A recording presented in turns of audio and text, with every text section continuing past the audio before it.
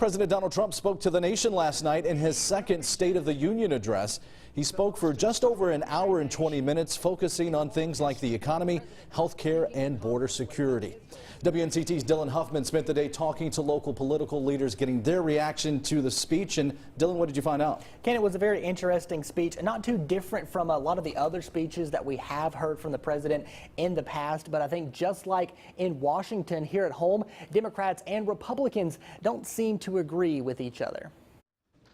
Together we represent the most extraordinary nation in all of history. President Trump, speaking to Congress, lays out his goals for 2019.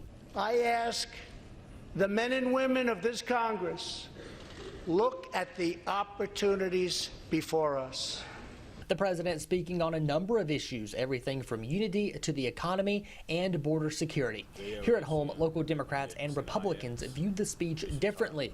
John Nix is the chairman of the Lenoir County Republican Party. He cares about all Americans, doesn't matter where you come from.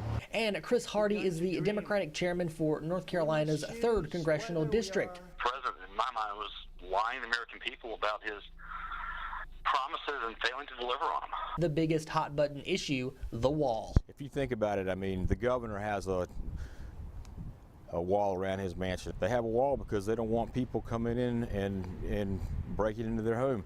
It's the same thing here. I'm not real sure where his focus for the wall comes from. When you look at cities that are on the Mexican-U.S. border, they say there's not a crisis. And now it seems many are waiting to see where we go from here.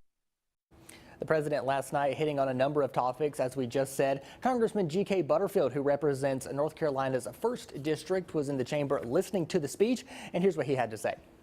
But I was very disappointed with what I saw Tuesday night. What we saw again was nothing but empty rhetoric. Donald Trump needs to understand that he does not dictate the federal government.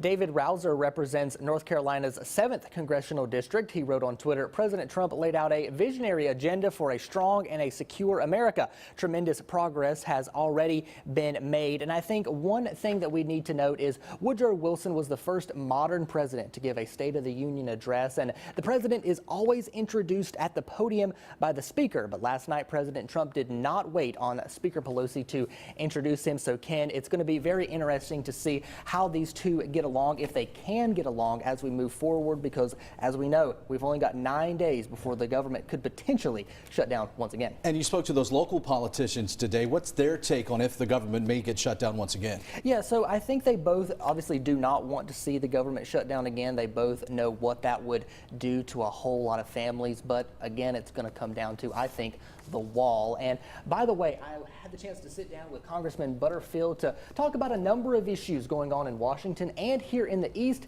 You can catch that full interview tomorrow in your news at 6. All right, Dylan Huffman in the studio with us. We will check in with you again at 5:30.